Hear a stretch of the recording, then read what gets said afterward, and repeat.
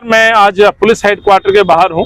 हमने कंप्लेंट दी है। ये कंप्लेंट दिल्ली सरकार के खिलाफ है और ये आरोप है हमारा कि आप यमुना को गंदा कर रहे हैं। कल मैं यमुना पे दौरे पे गया था।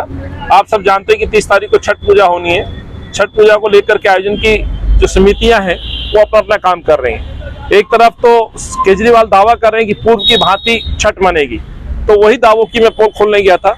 देख के बड़ा दुख हुआ और हैरानगी हुई कि वहां छठ घाट पर कोई तैयारी नहीं दिखी, कोई साफ सफाई के लिए कोई एक कर्मचारी नहीं है। और ये जानकर के मुझे और दुख हुआ कि शायद वहां सरकार एसडीएम डीएम जो है वहां पर ये छठ का आयोजन नहीं होने देना चाहते हैं। और हवाला दिया जा रहा है कि एनजीटी का आदेश है। एनजीटी का आदेश कोई नया आदेश नहीं है। एनजीटी का आदेश है कि वहां मूर्ति विसर्जन नहीं हो सकता, वहां पे और कोई ऐसी सामग्री नहीं हो सकती जो यमुना को प्रदूषित करे।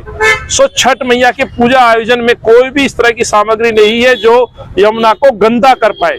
लेकिन एनजीटी के उस पुराने आदेश का हवाला बना करके अरविंद अपनी जिम्मेवारियों से भागना चाहते हैं, छठ को नहीं मनाने देना चाहते।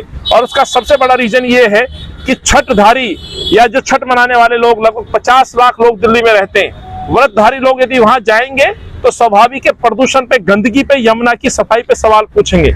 तो अरविंद ने बड़ा अच्छा रास्ता अपनाया है कि इनको वहां जाने ही मत दो और उसके लिए अपने एसडीएम और डीएमओ का प्रयोग किया जा रहा है, सरकारी तंत्र का प्रयोग किया जा रहा है और एनजीटी के पुराने आदेश का प्रयोग किया जा रहा है, जिसमें कोई मूर्ति विसर्जन का हो या अन्य कोई प्रदूषण की सामग्री ना डले, वो रोक है।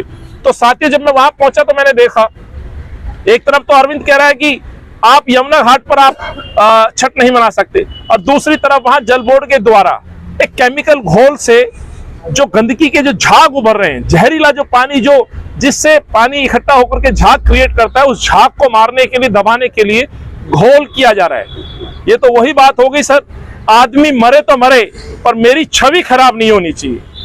अरविंद केजरीवाल को जनता से सरोकार नहीं है, अरविंद को यमुना से सरोकार नहीं है, लेकिन अरविंद की इमेज में कोई दाग नहीं लगना चाहिए। इसको मैं इस तरह से देखता हूं, इसीलिए मैं यहां आया हूं। जल बोर्ड के द्वारा जहरीले उस केमिकल का छिड़काव जो स्वास्थ्य के लिए, मानव स्वास्थ्य के लिए ठीक नहीं है, वो सरकार कैसे करा सकती है?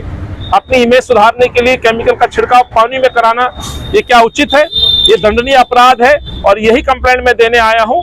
मैंने दी है, ये उसका सबूत है। मेरे साथ हमारे पूर्वांचल के बहुत सारे साथी हैं जो छठ आयोजनों में शामिल रहते हैं अलग अलग क्षेत्र में। इनका रोष और गुस्सा है कि आखिर छठ क्यों नहीं मनने दे रहे? आपका पानी, जल बोर्ड का छिड़काव किस लिए हो रहा है? फिर यदि वहां उस घाट पर कोई आयोजन ही नहीं है तो फिर ये छिड़काव किस लिए? होश में आओ अरविंद, 8 साल हो गए, अब तो जवाब देना होगा, आप भाग नहीं सकते।